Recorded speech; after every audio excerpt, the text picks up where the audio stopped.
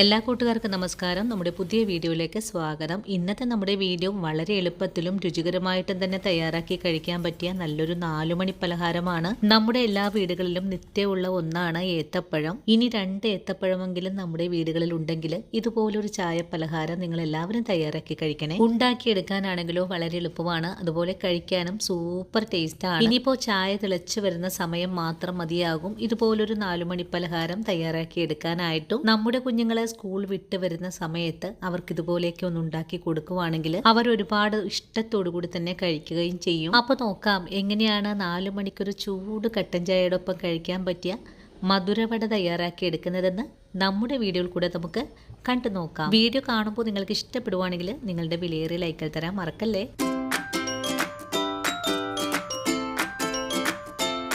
ഇനി നമുക്ക് മധുരവട തയ്യാറാക്കാൻ തുടങ്ങാം. ഇതിനായിട്ട് ഞാനിവിടെ 2 ഏത്തപ്പഴമാണ് എടുത്തിട്ടുള്ളത്. ഇനി നമുക്ക് ഈ പഴം നല്ലതുപോലെ കഴുകിയതിന് ശേഷം ഒരു ആവിപ്പാത്രത്തിലേക്ക് മാറ്റിയിട്ട് ഒന്ന് വേവിച്ചെടുക്കാം. വേവിക്കാനായിട്ട് മാറ്റുമ്പോൾ ഒന്ന് കട്ട് ചെയ്തിട്ട് വെക്കുവാണെങ്കിൽ വളരെ എളുപ്പത്തിൽ തന്നെ പഴം വേവിച്ചെടുക്കാനും സാധിക്കും. ഇനി ഈ പഴം ഒന്ന് വെന്ത് വരാനായിട്ട് നമുക്കൊന്ന് മൂടി വെച്ച് വേണം വേവിച്ചെടുക്കാനായിട്ട്. ഒരു 5 മിനിറ്റ് ഒക്കെ ആയപ്പോൾ നമ്മുടെ പഴം നല്ല പോലെ തന്നെ വെന്ത് വന്നിട്ടുണ്ട്. ഇനി ഈ പഴത്തിനെ മറ്റൊരു പാത്രത്തിലേക്ക് മാറ്റാം. പാത്രത്തിലേക്ക് മാറ്റി കഴിഞ്ഞാൽ പിന്നെ ചൂടോടുകൂടി തന്നെ നമുക്ക് ഈ പഴത്തിനെ ഒന്ന് ഉടച്ചെടുക്കണം. അതിന് മുമ്പായിട്ട് ഇതിന്റെ തോലൊക്കെ ഒന്ന് എടുത്ത് കളയാം. അങ്ങനെ എല്ലാ പഴത്തിന്റെയും തോലൊന്ന് എടുത്ത് മാറ്റിയിട്ടുണ്ട്. ഇനി ഒരു മാഷർ വെച്ചിട്ട് ഇതുപോലെ ഒന്ന് ഉടച്ചെടുക്കാം. ചൂടോടുകൂടി തന്നെ ഉടച്ചെടുക്കുമ്പോൾ പെട്ടെന്ന് തന്നെ നമുക്ക് ഉടച്ചെടുക്കാൻ സാധിക്കുന്നതാണ്. അങ്ങനെ കട്ടകളൊന്നും തന്നെ ഇല്ലാതെ വളരെ എളുപ്പത്തിൽ തന്നെ നമ്മുടെ പഴം ഞാനിവിടെ ഉടച്ചെടുത്തിട്ടുണ്ട്. ഇനി നമുക്ക് ഈ പഴക്കൂട്ടിലേക്ക് 1 കപ്പ് അളവില് ഗോതമ്പ് പൊടി ചേർക്കാം. ഗോതമ്പ് പൊടി ചേർത്ത് കഴിഞ്ഞാൽ പഴവും ഗോതമ്പ് പൊടിയുമായിട്ട് നല്ലതുപോലെ ഇളക്കി ഒന്ന് മിക്സ് ചെയ്തെടുക്കാം. പലഹാരം നല്ല ക്രിസ്പി ആയിട്ട് കിട്ടണമെങ്കിൽ നമ്മളിന്നിവിടെ എടുത്തിട്ടുള്ള പാകത്തിന് 3/4 കപ്പോളം ഗോതമ്പ് പൊടിയും 1/4 കപ്പ് അളവില് വറുത്ത അരിപ്പൊടി കൂടി ചേർത്ത് ഇതുപോലെ ഒന്ന് മിക്സ് ചെയ്തെടുത്താൽ മതിയാകും. അരിപ്പൊടിയും ചേർത്ത് കുഴച്ചെടുത്തതിന് ശേഷം പിന്നെ നമുക്കിതിലേക്ക് ഒരു നുള്ളുപ്പ് ചേർത്ത് കൊടുക്കാം. ഉപ്പും കൂടി ചേർത്തിട്ട് ഒന്നുകൂടി ഇളക്കി മിക്സ് ചെയ്തെടുക്കാം. ഇനി ഇതിലേക്ക് വേണ്ടത് മധുരത്തിന് ആവശ്യമായ ശർക്കരപ്പൊടിയാണ്. ഞാനൊരു 1/4 കപ്പ് അളവിലാണ് ശർക്കരപ്പൊടി ചേർക്കുന്നത്.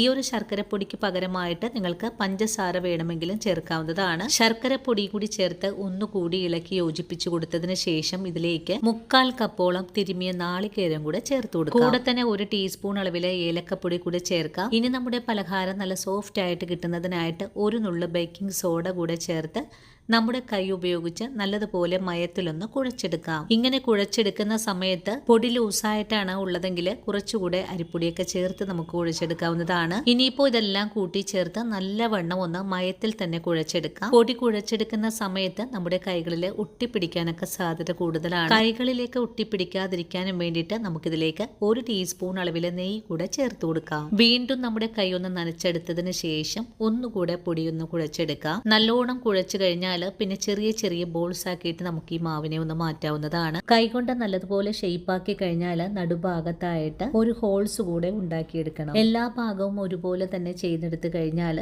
ഈ ഒരു ഷേപ്പിലാണ് നമുക്ക് ആക്കിയെടുക്കാൻ സാധിക്കുന്നത്. ഇനി നമുക്കിതൊന്ന് മാറ്റി വെച്ചതിന് ശേഷം അടുത്തത് നമുക്കിതുപോലെ തന്നെ ചെയ്തെടുക്കാം. അങ്ങനെ വളരെ എളുപ്പത്തിൽ തന്നെ ഞാൻ എല്ലാം ഇതുപോലെ ഒന്ന് ഷേപ്പാക്കി എടുത്തിട്ടുണ്ട്. ഇനി നമുക്ക് ഉടൻ തന്നെ ഇതൊന്ന് പൊരിച്ചുകൂടി എടുക്കാം. നമുക്ക് ഈ 2 പഴം വെച്ചിട്ട് 9 എണ്ണമാണ് ഉണ്ടാക്കിയെടുക്കാനും സാധിച്ചിട്ടുള്ളത്. ഇനി ഒരു അയൺ പാൻ അടുപ്പിലേക്ക് വെച്ച് കൊടുത്തിട്ടുണ്ട്. ഇതിലേക്ക് ആവശ്യത്തിനുള്ള ഓയിൽ കൂടെ ഒഴിച്ചു കൊടുത്തതിന് ശേഷം ഓയിൽ നല്ലതുപോലെ ചൂടായി വരുമ്പോഴേക്കും ഫ്ലെയിം കുറച്ച് വെച്ച് കൊടുത്തിട്ട് നമുക്ക് ഓരോ വടയും എണ്ണയിലേക്ക് പൊരിക്കാൻ മാറ്റാം. ഒരു ഭാഗം ഒന്ന് മുരിഞ്ഞു കഴിഞ്ഞാൽ നമുക്കൊന്ന് മറിച്ചിട്ട് കൊടുക്കാം. വട നല്ലതുപോലെ മുരിഞ്ഞു വരുമ്പോഴേക്കും ഉടൻ തന്നെ നമുക്ക് എണ്ണയിൽ നിന്ന് കോരി മാറ്റാവുന്നതാണ്. നമ്മൾ ഈ വടയിലേക്ക് ശർക്കരയൊക്കെ ചേർത്തിട്ടുള്ളത് കൊണ്ട് ഇതുപോലൊരു കളറിലാണ് നമുക്ക് പൊരിച്ചെടുക്കാൻ സാധിക്കുന്നത്. 2 ഭാഗവും നല്ലവണ്ണം മുരിഞ്ഞു കഴിഞ്ഞാൽ പിന്നെ നമുക്ക് എണ്ണയിൽ നിന്നും കോരി മാറ്റാം. അതിനുശേഷം അടുത്തതും ഇതുപോലെ തന്നെ നമുക്ക് ചെയ്തെടുക്കാം. ഇപ്പോൾ 2ാമത്തെ വടയും നല്ലതുപോലെ തന്നെ മുരിഞ്ഞു വന്നിട്ടുണ്ട്. വട പൊരിച്ചെടുക്കാനായിട്ട് മാറ്റുമ്പോൾ ഫുൾ ഫ്ലെയിമിലായിരിക്കണം. അതിനുശേഷം ചെറിയ തീയിൽ വെച്ച് വേണം ഇതുപോലെ ഒന്ന് മുരിച്ചെടുക്കാനായിട്ടും.